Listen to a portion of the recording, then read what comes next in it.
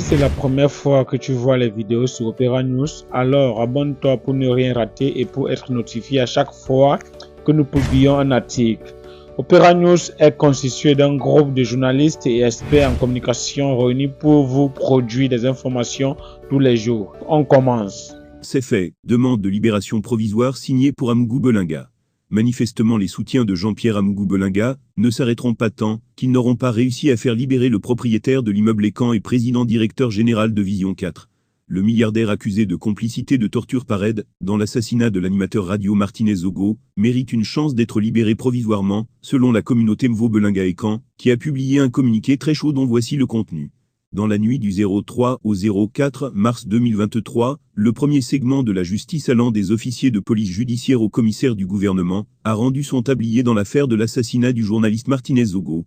Ainsi, l'on a noté que les collaborateurs de l'homme d'affaires, PDG du groupe, l'anecdote Jean-Pierre Amougou Belinga ont été mis en liberté. L'homme d'affaires, Zonlou des Zonlou Mvo Belinga lui, a été placé sous mandat de détention provisoire pour complicité de torture avec aide.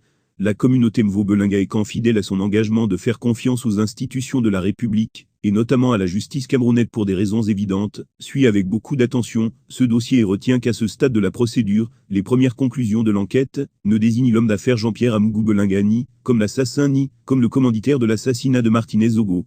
La communauté Mvo Belinga Écan note que la procédure devant conduire à l'établissement de la vérité dans cette macabre affaire va se poursuivre et que le deuxième maillon de la chaîne judiciaire va prendre la relève. Il s'agit de l'information judiciaire. Le juge d'instruction, qui n'est pas lié par les résultats et les qualifications de l'enquête préliminaire, va reprendre l'examen des faits de la cause en les confrontant aux éléments de preuve à sa disposition, avec l'audition de ceux qu'il aura préalablement inculpés, ainsi qu'éventuellement d'autres personnes. Cet exercice lui permettra de se prononcer sur la suffisance, ou non des charges pesant notamment sur Jean-Pierre Amougou Belinga. Il s'agit donc d'une lourde mission, qui incombe au juge d'instruction.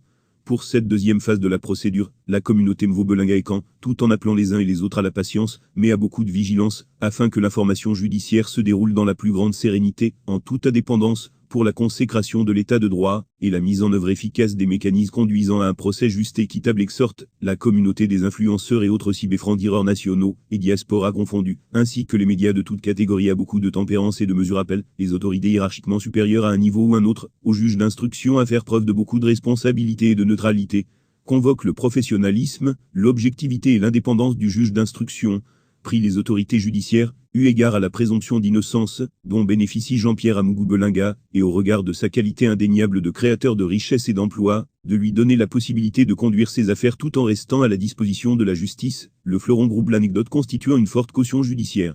Fait à Yaoundé le 13 mars 2023. Si c'est la première fois que tu vois les vidéos sur Opera News, alors abonne-toi pour ne rien rater et pour être notifié à chaque fois que nous publions un article. Opera News est constitué d'un groupe de journalistes et experts en communication réunis pour vous produire des informations tous les jours. On commence.